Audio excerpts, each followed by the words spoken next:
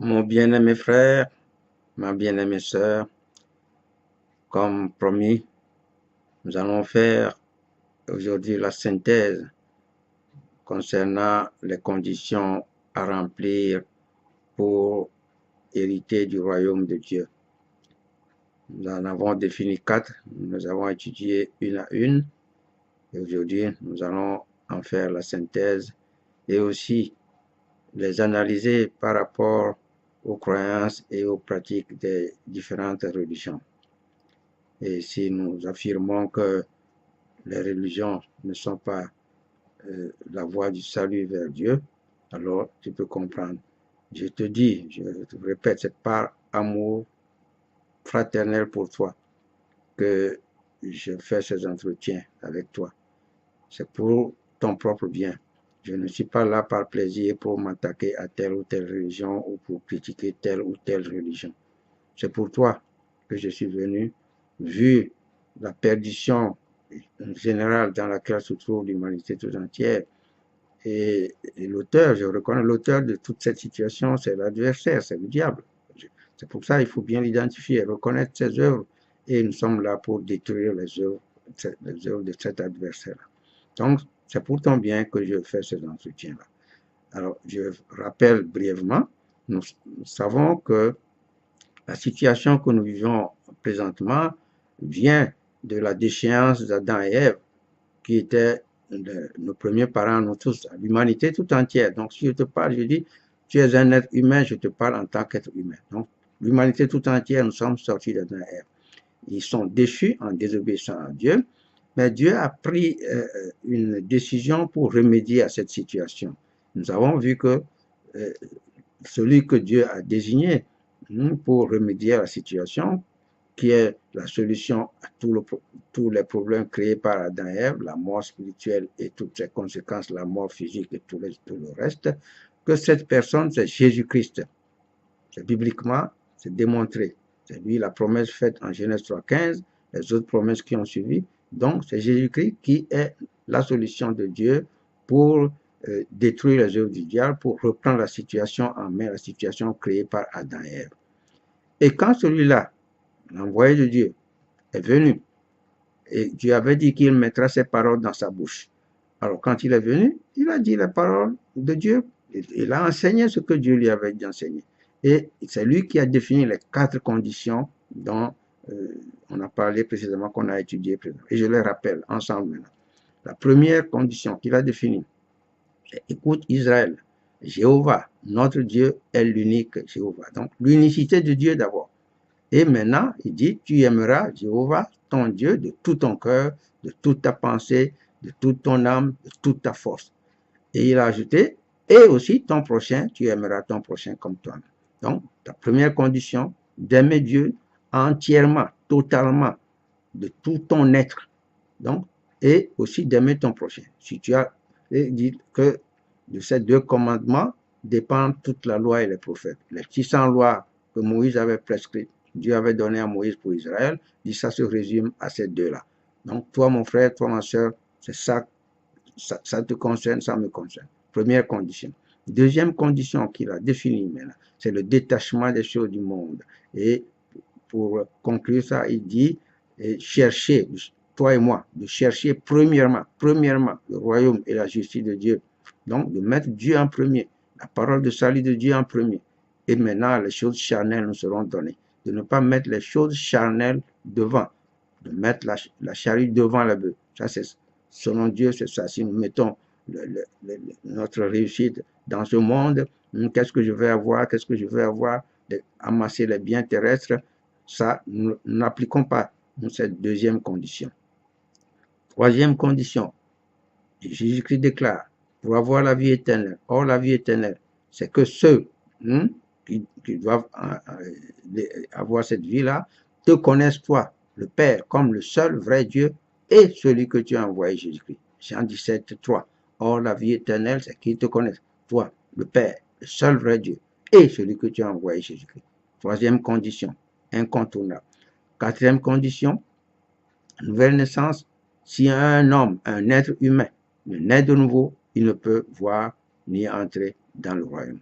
Et nous avons vu que naître de nouveau, c'est renaître de l'Esprit de Dieu que Adam et Ève avaient perdu. Voilà les 4 conditions. Maintenant, objectivement, analysons ces 4 conditions réunies. Nous avons dit que chacune est éliminatoire. Les 4 doivent être réunies. Prenons les grandes religions que nous connaissons.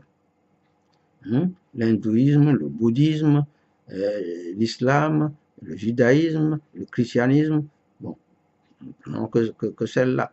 Alors, laquelle réunit toutes ces conditions pour ses fidèles, leur enseigne, parce que Jésus-Christ a dit de faire de tous les humains des disciples, ses disciples à lui. Et c'est Dieu qui lui avait donné ces paroles. Je mettrai mes paroles dans sa bouche. Et celui qui n'écouterait pas ce qu'il dira en mon nom, Deutéronome 18, va relire là-bas. Donc Jésus-Christ, tout ce qu'il a dit, il l'a dit, c'est Dieu qui lui a donné de nous dire, et il a parlé au nom du seul vrai Dieu. Donc, quelle religion enseigne à ses disciples, à ses fidèles, ces choses-là, ces vérités-là, et leur demande de l'appliquer? Le bouddhisme, l'hindouisme ne connaissent même pas ni Dieu, Jéhovah Dieu, ni Jésus-Christ. Le bouddhisme, c'est Bouddha, alors que Jésus-Christ a dit, je suis le chemin, la vérité et la vie. Nul ne vient au Père que par moi. La Bible déclare, Actes 4, 12, qu'il n'y a aucun nom qui était donné parmi les hommes par lequel nous pouvons être sauvés, sauf le nom de Jésus-Christ, c'est pas le nom de Bouddha. Donc, bouddhisme, hindouisme, voilà qui draine des millions, des milliards de personnes. Ces personnes sont exclues de la voie du salut. Si nous prenons l'islam, le Coran, je dis, reconnaît bien Jésus-Christ comme le Messie, fils de Marie, mais ils ne le reconnaissent pas comme fils de Dieu, comme le Sauveur. Or, la Bible déclare aussi qu'il y a un seul Dieu et un seul médiateur entre Dieu et les hommes, Jésus-Christ homme, qui est le chemin, la vérité et la vie en même temps. Donc, le seul médiateur, l'islam le renie. Et ils font de Mahomet le médiateur. Donc ça aussi, ça les met hors jeu. Mon frère, ma soeur, je dis, c'est pour ton bien. Donc, les 4 conditions, il faut les réunir ensemble. Et le judaïsme également réunit Jésus-Christ comme étant le Messie, celui qui doit nous sauver. Donc, voilà des millions de personnes qui sont dans cette religion. Est-ce qu'ils sont dans les 4 conditions réunies ensemble? Et maintenant, si nous en venons à ce qui est appelé, bon, en passant, je fais en même temps aussi référence, allusion au système philosophique, théosophique, les ordres ésotériques, tout ça là aussi. Et aussi, chacun définit sa voie. Est-ce que ça correspond? Non. Et maintenant, j'en viens à ce qui est appelé le christianisme. Dans le christianisme, est-ce que il y a la connaissance du Dieu dont Jésus-Christ a parlé? Le Père qui est le seul vrai Dieu. Écoute Israël, Jéhovah notre Dieu est l'unique Jéhovah, l'unique Dieu. Est-ce que ce qui est appelé christianisme aujourd'hui croit en un Dieu trinitaire? Il dit un seul Dieu mais composé de 3 dieux. Le Père est vrai Dieu, le Fils est vrai Dieu, le Saint-Esprit est vrai Dieu. C'est le Fils qui dit du Père qu'il est le seul vrai Dieu. Est-ce que le Dieu qui est cru dans le christianisme correspond au Dieu défini par Jésus-Christ? Non. Or, la vie éternelle, c'est qu'ils te connaissent, toi, le seul vrai Dieu, Jéhovah, le Père, seul vrai Dieu. Et l'apôtre Paul nous écrit, néanmoins pour nous, il n'y a qu'un seul Dieu, le Père. 1 Corinthiens 8, verset 6. Et un seul Seigneur, Jésus-Christ. Voilà la vérité biblique pour si tu veux être chrétien. Donc, ce qui est appelé christianisme, ce n'est pas, ils ne croient pas au vrai Dieu, ils ne croient pas au Jésus-Christ. Non, ils ne peuvent pas conduire leurs fidèles à la vie éternelle. Ils leur enseignent la fausseté. Non, c'est une idole, le Dieu trinitaire. Donc, bon, maintenant, si je vois dans ce qui est appelé christianisme, je fais une exception. Il y a les assemblées les témoins de Jéhovah. Les témoins de Jéhovah font la différence entre Jéhovah, qu'ils appellent Jéhovah, et Jésus-Christ. Mais leur erreur aussi à eux, c'est qu'ils ne connaissent pas très bien Jésus-Christ. Ils disent de Jésus-Christ qu'il est l'archange Michel, et qu'il est un petit Dieu. Il traduit Jean 1.1. Il croit que Jésus-Christ a la parole petit d, Dieu. Non, Dieu avait dit à Israël, à Moïse, je leur susciterai du milieu de leurs frères un prophète comme toi. Je mettrai mes paroles dans sa bouche. Donc, l'archange Michel n'est pas sorti des enfants d'Israël. Il n'est pas le frère des enfants d'Israël. Jésus-Christ est un humain parfait à la stature d'Adam avant son péché. Donc, Jésus-Christ ne peut pas être l'archange Michel. Hébreu 1 et 5, Hébreu 5 aussi, je crois verset 5 aussi, Psaume 2, disent que à aucun des anges, Dieu a dit, tu es mon fils. Aucun ange ne peut être fils de Dieu. Donc, il a dit, nous jugerons les anges, les fils de Dieu, nous avons. C'est pourquoi les anges nous envient. Ils envient les humains. Si tu veux devenir, si tu es fils de Dieu, les anges t'envient. Donc, ça, c'est la vérité biblique. C'est une erreur aussi de croire que Jésus-Christ est là. Donc, eux aussi ne connaissent pas très bien Jésus-Christ. Et aussi, ils nient la nouvelle naissance. Or, elle est fondamentale. Or, si un homme, un être humain naît de nouveau, il ne peut voir ou entrer dans le royaume. Donc, eux aussi, ils nient ça. C'est la seule religion qui pouvait conduire leurs fidèles au salut, mais avec la négation de ces choses-là, de ces points fondamentaux, eux aussi sont hors jeu. Vous voyez, et pire encore, nos amis, les assemblées de Dieu, ou les églises dites de réveil, eux disent que c'est Dieu qui est devenu Jésus-Christ. Donc, pour eux, Jésus-Christ est leur Dieu. Et donc, ils disent qu'ils confessent ce Jésus-là, qu'il naît de nouveau. Mais je leur déclare aussi que ça, c'est de la fausseté.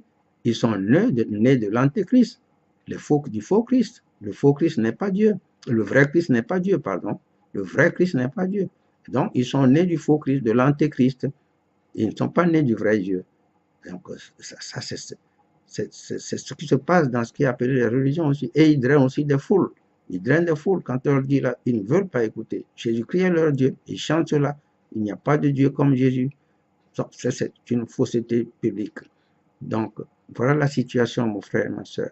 Si je te parle, c'est avec mon cœur. Et pour que tu ne fasses pas partie, Dieu a dit sortez du milieu d'eux.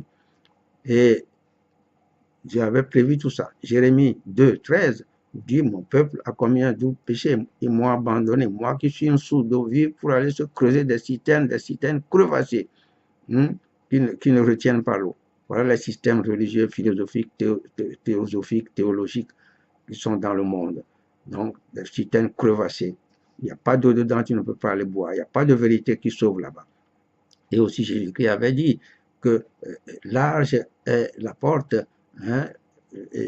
spacieux, le chemin qui mène à la perdition, et nombreux sont ceux qui les suivent. Voilà les systèmes religieux, voilà les religions. La voie de la perdition, il y a des milliards de personnes qui sont là-dessus, et qui croient qu'ils sont sauvés, qu'ils vont au salut. C'est la perdition. Malheur à vous, scribes, pharisiens, hypocrites. Vous fermez aux hommes d'entrer dans le royaume. Vous n'y entrez pas vous-même et vous empêchez ceux qui veulent entrer d'entrer. Ça, c'est ça. Voilà toutes les religions presque aujourd'hui. Donc, mon frère, ma soeur, si tu veux ton salut, si tu veux être sauvé, c'est Jésus-Christ qui a dit aussi, beaucoup d'appelés, mais peu d'élus. Tous ceux qui sont dans les religions sont des appelés, mais peu, ils n'ont pas la voie de la vérité, la voie étroite qui mène au salut. Ils ne peuvent pas être des élus. Et c'est pourquoi Matthieu 7, 21, tous ceux qui me disent Seigneur, Seigneur, n'entrons pas tous dans le royaume. Voilà. Et il leur dira après, retirez-vous de moi. Vous qui commettez quoi? L'iniquité. Vous me mettez à la place de mon Père, c'est inique. Le Fils n'est pas le Père. On ne met pas le Fils à la place du Père. C'est de l'iniquité. C'est ça l'iniquité dont Jésus a parlé. Tu n'as pas connu le vrai Dieu. Tu as mis le Fils à la place du vrai Dieu. C'est ce que Dieu avait appelé iniquité en Exode 20. Verset 5 et 6, on va aller là-bas. C'est le péché que Dieu a défini iniquité. C'est le même péché que Jésus-Christ appelle iniquité, parce que la chose se passe entre lui et le Père. Ils ont mis le Fils à la place du Père. C'est ça l'iniquité, mon frère et ma soeur. Que Dieu te bénisse, comprends et cherche ton salut. Allez, je te dis bonne chance et à la prochaine.